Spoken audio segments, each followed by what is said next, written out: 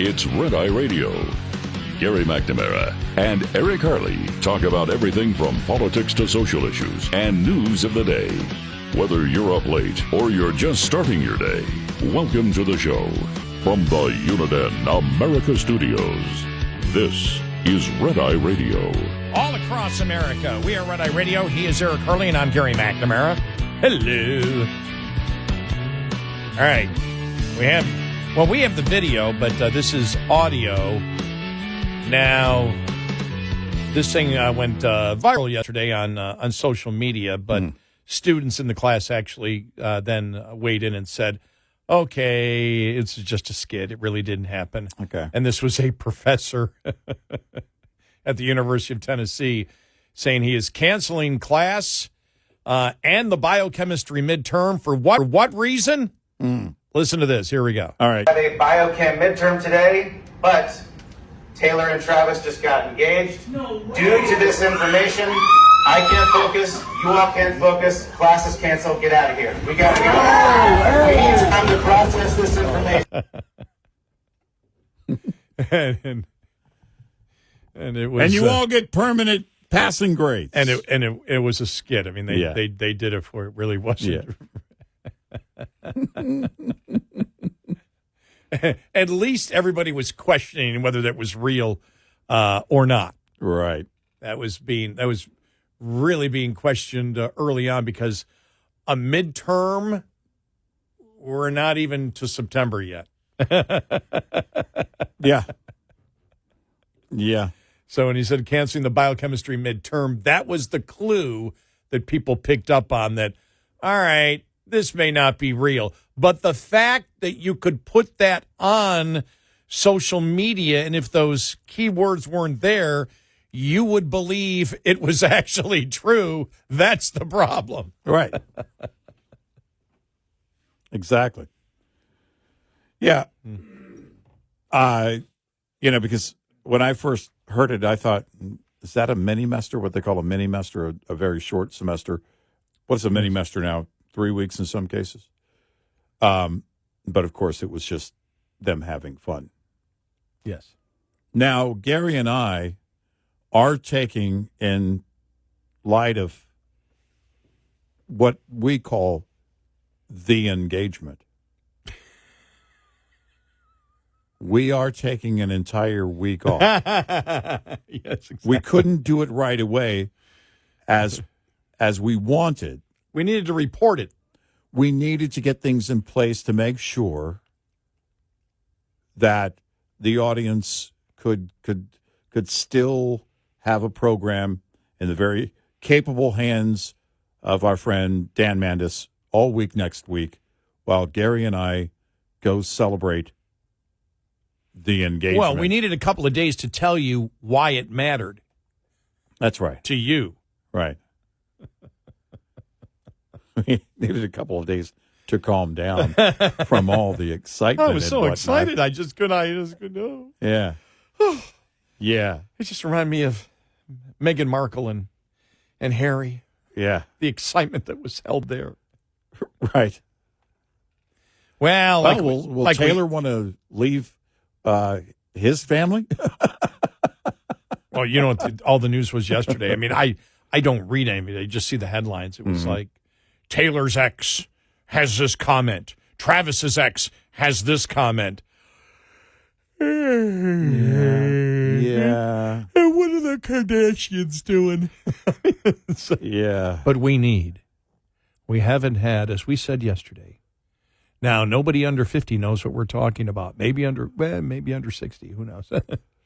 Yeah. But we needed a Camelot 2.0. We haven't had a Camelot since the Kennedys. We needed a union of a man and a woman to give us all hope that love can still be found. That's right. That Camelot... And love is more important than everything. That Camelot still exists. We need royalty in the United States, like Great Britain have. We need to have the delusion in our minds that there are people that are better than ourselves. That's right. We need a reminder that there's an entire industry of prenup lawyers. Yes. Wow. Yeah. If somebody asked me, would you marry her? Absolutely, depending on the prenup. Exactly. What do you mean prenup? This isn't about money. It's not about my money. All right, so I saw this article yesterday. Yeah. Op-ed piece in the Wall Street Journal. Okay. Written by Leon Panetta. Okay. Former chief of staff for Clinton, former head of the CIA during Obama, former defense secretary also during Obama. All right? Okay. And he writes this article, The Great Bipartisan Abdication. The Democrats and Republicans alike have lost their public spirit, their vision, and their conciliation, that we need to work together across party lines. Now, I could go into the things that he says here, but all I have to do is say this. Who's one of the 51 intelligence officials that signed that bogus thing that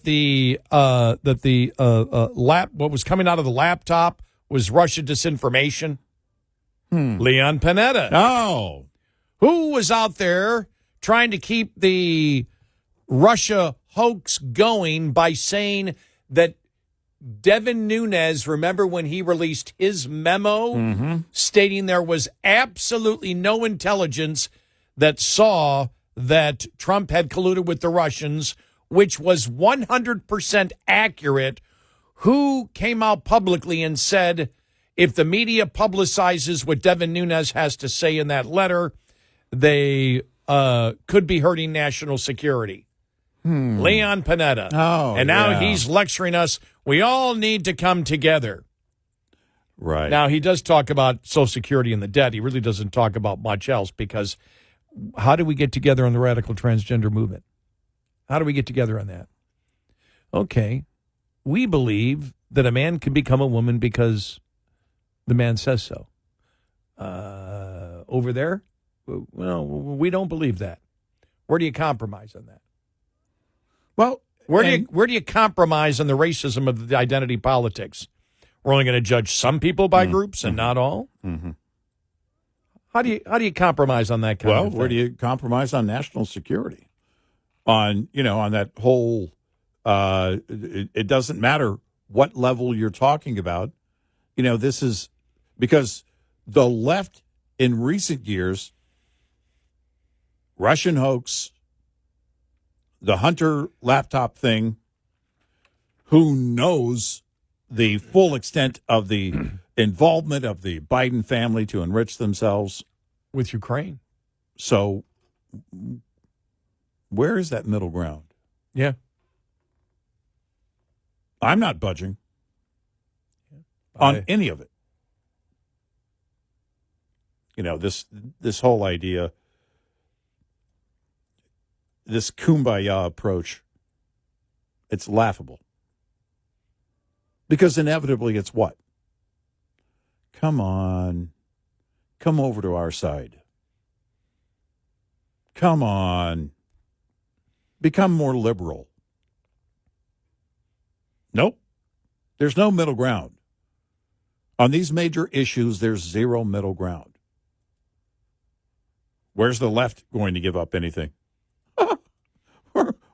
Where's the radical left going to give up anything oh my gosh. on their agenda? And it's like, well, the Republicans passed a bill without Democrats, and the Democrats passed a spending bill without Republicans. Yeah, but you know what I've learned throughout history? That the worst thing is when you get bipartisanship on a budget. Yeah. Right. You want spending out of control, get a bipartisan agreement on a budget. Exactly. Yeah, I love this idea of, this kumbaya approach. At least if one party does it, the other party can pretend they're against spending for a while. Yeah. Oh, my gosh. What about crime?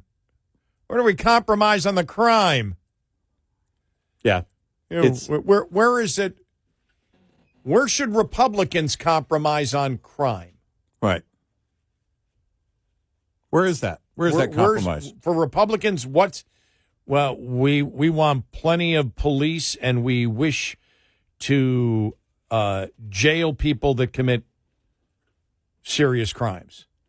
It reminds me of a bit by comedian Brian Regan where he goes, I watched this city hall meeting one time. This developer comes in and says, look, the city has a law that you can't build a building over 3 stories tall. I would like to build a building that is 30 stories tall, but we'll meet in the middle and I'll build a building that is 20 stories tall. And then they approved it. He goes, now imagine doing this with crime. Now, yes, there is a law that says I can rob 0 banks. I would like to rob 100 banks, but we'll meet in the middle and I'll rob 50 banks. Well, we're there already, in a way. Yeah. No, we punish shoplifting. No, not if it's under $900. No, that's exactly where it is. That's why it reminds me of the bit. Yeah. This is where we are. This is their compromise. We'll arrest them, but we'll bail them out immediately. Bail reform.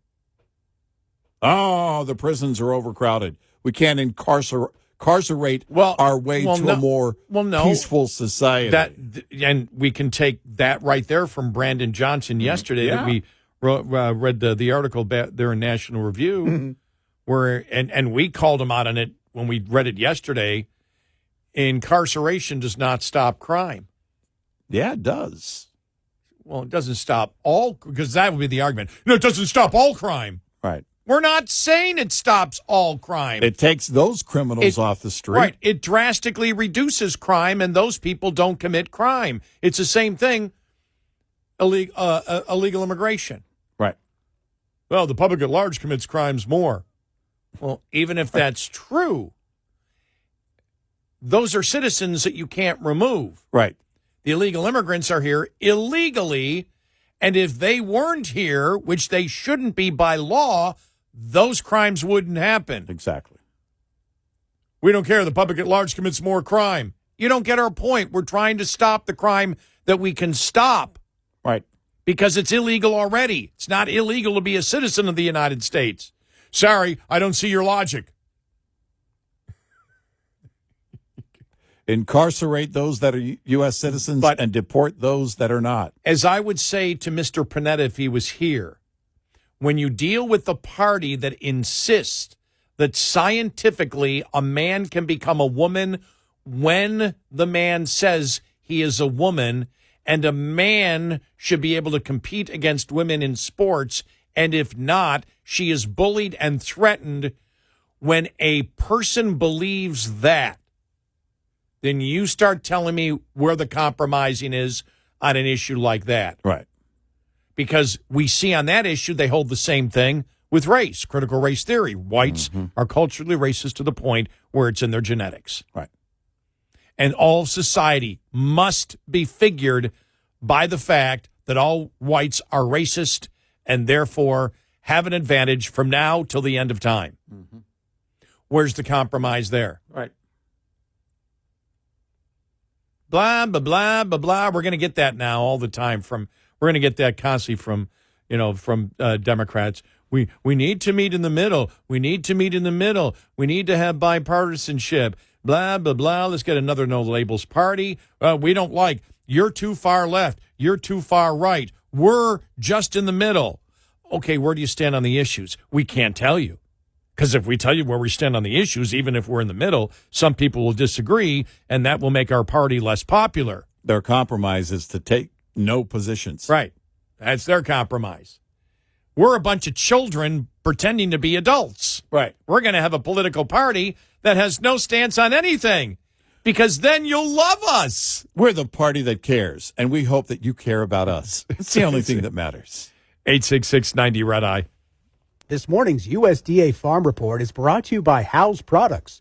Tested, trusted, guaranteed since 1920. Producers who suffered qualified natural disaster-related crop losses in 2023 and 24 can still apply for assistance under USDA's Supplemental Disaster Relief Program. We have made this process as easy as possible and streamlining the application. We mailed pre-filled applications using data already on file from the Non-Insured Disaster Assistance Program and from RMA, which has the crop insurance data. Farm Production and Conservation Deputy Undersecretary Brooke Appleton says those who did not receive a pre-filled application can go to their local Farm Service Agency office to request this form. Stage 1 SDRP funding sign-ups for indemnified producers began in July, with Stage 2 sign-ups for eligible shallow or uncovered losses to begin sometime this fall. Additional details about the Supplemental Disaster Relief Program are available at www.fsa.usda.gov/resources/programs. I'm Rod Bain reporting for the U.S. Department of Agriculture in Washington, D.C. This report brought to you by Cenex Fuels and Lubes. Coming up, more with Gary McNamara and Eric Harley. It's Red Eye Radio.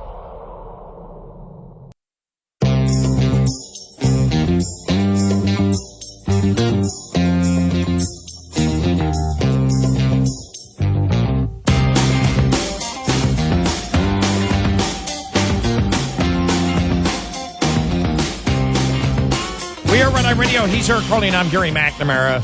Welcome and good morning. Talking about Leon Panetta saying we need to find bipartisan agreements. We both need to compromise. And we're giving you some of the topics and saying, where do you compromise? Here. Remember Virginia schools last week, the Loudoun School District and the two boys that were suspended? Remember that one? Mm-hmm. And again, they were uncomfortable with a girl who identified as a man in their locker room. Right. They were upset. Right. They were accused of sexual harassment. Right. And will be and are supposed to be suspended. Now, they've got lawyers behind them. They're going to win this thing. Yeah, I think so. And they should sue so the taxpayers have to pay for electing an insane board of education. But where's the compromise there? Here's one. Here's Raleigh Gaines. Where do you compromise here in California, where she talks about one of her viewers showed her that in California they make students file a claim stating they have a mental health issue if they don't want to use a restroom or locker room with males. Wow. Here it is. Here I should a follower in California reach out and let me know that her daughter had to fill out a mental health accommodation form declaring that she had a mental health issue for, get this, not wanting to share the restroom, locker room, bathroom with a boy. Let that really, really sink in. In California, if you're a girl who doesn't want to use, a high school, middle school age girl, if you don't want to have to use the restroom next to a boy or forcibly undress next to a boy, that makes you mentally deranged. Where's the compromise? None. Leon Panetta, where's the compromising here in this particular case? There is none. The days of compromise are long gone, Mr. Panetta. The days of scorched earth are behind us. Well, this is far beyond scorched earth. The radical left wants nothing of it. Well, again, and when somebody brings it up, it was, we're creating a new party. Because we can't emphasize this enough, the No Labels Party, and we had fun with it back then. But the whole point was we're in the middle. We're not too far right. We're not too far left. Yeah. We're right. Our porridge is just right. Well, what's the contents of your porridge? Well, we can't tell you that. Right. Because if we tell you, even though we're right in the middle, what our positions are, then you might not like us. Right. Then shut up.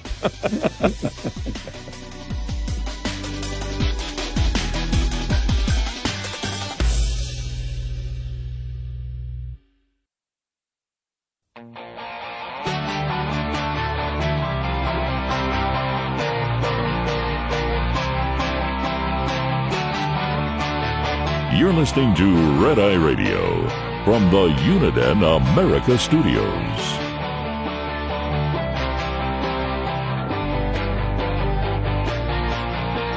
We are Red Eye Radio. He's Eric Harley, and I'm Gary McNamara. Welcome and good morning. All right, that one poll that was taken, Associated Press poll released on Wednesday, shows a vast majority of Americans see crime as a huge issue in the United States, and the majority approve of President Trump's handling of it.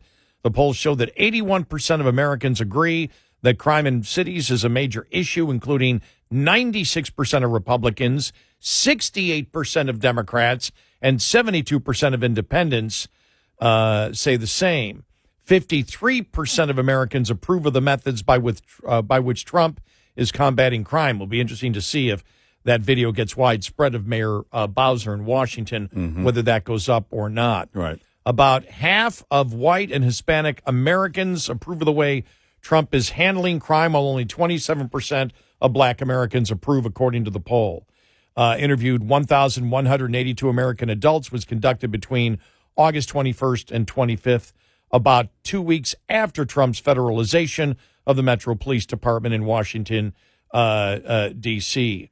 The interesting thing is, as we said before, if you look at the poll that was taken earlier this year in D.C. about crime, where a huge majority of the city believed that crime was a serious problem, it's completely the opposite when you attach Trump's name to it.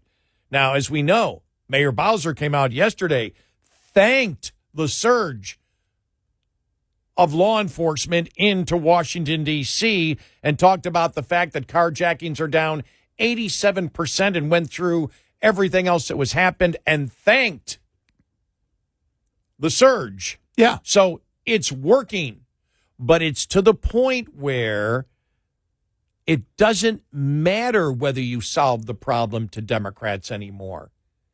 It doesn't. They're used to the Democratic Party creating the problem. And as we've said before, I believe Democrats, but by the evidence of how they've responded to Trump. We had played the political reporter talking to Morning Joe. Come on, they're the most liberal network in the nation. Yeah. And they're questioning, going, what the hell are Democrats doing? Well, a significant portion of the Democratic voter agrees with it.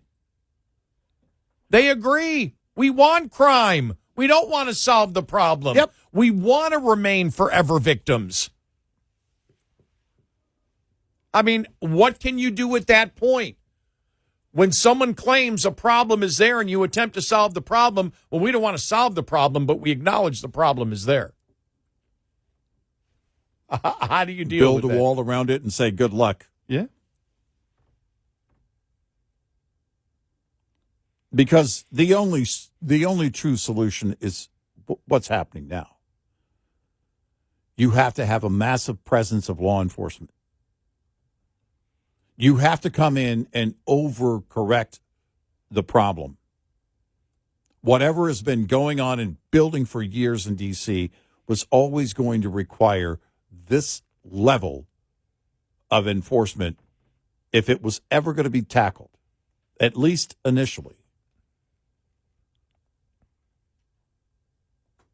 You know, people can actually go places in D.C. and not fear for their lives. Listen to Mayor Bowser. Listen to the numbers she's promoting. Yeah. She was. How long before they're, the left is going, oh, she's full on MAGA now. Oh, my gosh. Watch her favorability. Oh, my gosh. Go down, yeah. Go down something fierce. Right. She's agreeing with Trump. Right. It's working. Right. It's working. That's how insane this whole thing is that it doesn't matter that that's their reality. We just can't have Trump come in with a solution. And that's where you had, again, Morning Joe, and even Mika. They're going, what's Johnson doing? What's Pritzker doing in Chicago? Right. You should say we welcome, look, any help you can give us. We've got budget problems and things like that. Come on in. We want to solve problems. Right. They can't do it. Can't do it. You cannot do it. And it was the political reporter, and exasperated, but understand why. Because if you look at it overall when it comes to crime, I don't care what it says, about, inside the actual city. Because Right. you're going to have some Democrats not want it. But as you see, 68% of Democrats know crime is a problem. Mm-hmm. You just can't attach Trump's name to anything. But you can for independents, and that's what gets you the win. And you can, to a significant number, what is it? 4.5 million? Now the difference in registration? Yeah. You can convince those people, and you can convince independents. You may not be able to convince those that are still loyal Democrats. They may sit there and work against their best self-interest as long as the name Trump is in there. But the fact is you still win. Trump still wins because of this. Well, that's the thing, is that And the Republican brand wins. Pritzker or any of them, any of the others cooperating them with Trump, they think, well, that's going to hand him the win. By not cooperating with him, he gets the win. Yeah. You can't avoid him getting the win on this. In fact, you're highlighting it because you're promoting more crime in your city when there's a solution at your door just for the asking. And you don't take advantage of it. I'd love to see how many people in Chicago and other major cities do a survey there. Yeah. And I'm looking just at some of the articles, just going down through realclearpolitics.com, some of the headlines. And I'm trying to skip anything that might be perceived as conservative, because there are the conservative ones there that, another new nightmare scenario unfolding for Democrats, but that's from somebody from Town Hall magazine. So that doesn't, I'm not counting that, even though I'm not saying they don't have substance to what they're saying. They do, but they're viewed as being conservative. There's another one, Republicans poised for a period of extended dominance. Shane Harris from AMAC, which, again, is the conservative retirement group out there. Yeah. But then you go to Harry Enton, CNN. Bad, bad, bad. Democrats as unpopular as the Cracker Barrel rebrand. Yeah. This from The Hill. Would Chicago really say no to federal help on crime? Amy Walter, PBS NewsHour. Democrats are not showing a new path forward. So you're seeing these articles being written on a consistent basis now from the mainstream media. Yeah. And saying, Democrats, this isn't working for you. Well, what isn't working specifically? You're being viewed as pro-crime. Yep. And then, like I said, the Morning Joe, a couple of the days this week have been mind-boggling, and having the political reporter that we played last hour, Mm-hmm. and they're just like, what the hell's going on? Trump gets the win either way. I would say, now we know how the radical left is, but I would say you get less damage if you're Pritzker or any of the others if you're cooperating. Because one of the takes you could have is, yeah, but our state and local enforcement did a lot of the heavy lifting. It wasn't just Trump doing this and blah, blah, blah. You try and mitigate it. But when you're pro-crime and you're refusing help that is at your door, No, you lose that all day. Here's how you do it. In Chicago, I'd like to thank the Chicago Police Department for doing such a great time, and we'd like to thank President Trump for providing the support needed, the background support needed with the National Guard to allow more Chicago police officers to really go after the crime in our city. Mm-hmm. That's how you do it. Mm-hmm. And you're going to win in your city. Who cares if you're, unless Brandon Johnson has his eyes on being president of the United States, Well, in the next 100 years. yeah. And I don't think that's the case. unless Pritzker thinks he has a shot, so he has to confront Trump at every corner. Mm-hmm. Yep. And it's, but you get a massive double loss politically from this, refusing to help and promoting the crime. Yes, that's the thing. We're going to do something about, because your take would be, look, I'm going to do whatever it takes to protect the people of this state or this city. It's what we're doing. And we can talk later about the details of it. But we're going to do it. The protest against protecting the people of your state and cities is bizarre and politically about as counterintuitive as you can get. One of the things politically, the horrendous personal loss in Minnesota, of course, is the number one lead. But politically, when you look at it, it combines the two worst issues for the Democrats. Mm-hmm. Crime and the radical transgender movement all combined into one. Yeah. Because that's where they're viewed as most incredibly insane. When you think about it. Mm-hmm. Sorry, a boy can't be a girl because the boy says so. Only delusional people think that. Right. Sorry. That's the reality. Yep. And that's why we've said Republicans need to hit it harder. But from the point of view that Democrats actually don't have any compassion for those that suffer with gender dysphoria. Right. They wish to manipulate and use them, and they need to talk about their evil, filthy perversion of wanting to allow children to cut off their body parts and get irreversible hormone treatments. Mm-hmm. And then you get to crime, which, again, is just, it's been pure insanity the last 2 weeks, where we've said Trump should not bring up any other issue. No. The Republicans want to No. win. Don't bring up anything. Don't talk about anything else. It's not going to happen, and it might be, at a point, impractical, but we're trying to make a point that, politically speaking, it isn't, we talked about the 80-20 issues and the 90-10 issues and the 97-3 issues.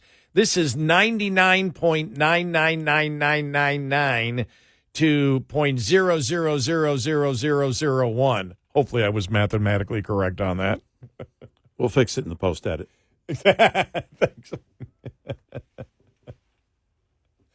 But it is. Yeah, it is. And even those, that say, well, we think crime is a serious problem, the ones that don't, they're lying because they know Trump is coming up next in the next question. Right. That the question all relates to Republicans and where they stand versus Democrats and where they stand.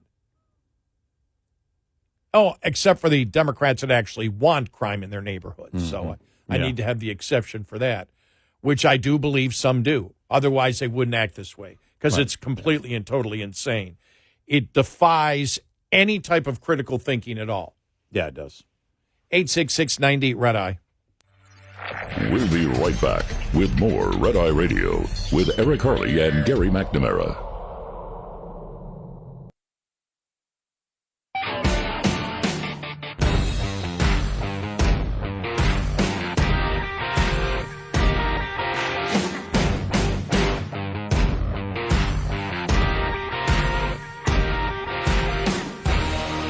We are Red Eye Radio. He's Eric Harley, and I'm Gary McNamara. I just look at all the topics that we started with at the beginning of the week. How many will we be talking about? Not we, but how many will the media be talking about later on today, throughout the day? Right. What will the topic be tonight? Wow. And I mean from both sides. I mean from the president and then, are Democrats going to drop this crime thing? Are they eventually going to drop it? I don't see how, as long as Trump keeps pushing it, I don't see how they can. So besides the crime topic, what's going to be out there? Trump, I would be very highly doubtful that Trump will talk about the 600,000 Chinese students again.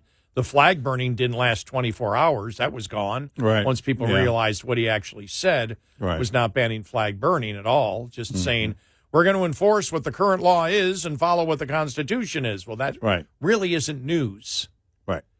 And so that died out very, very quickly. And so you look at the other topics, and it's like the only other topic that still sits out there day in and day out is crime. Yep. Any economic numbers coming out today? I don't think so. I don't think so, no. Not any big ones. Yeah. So.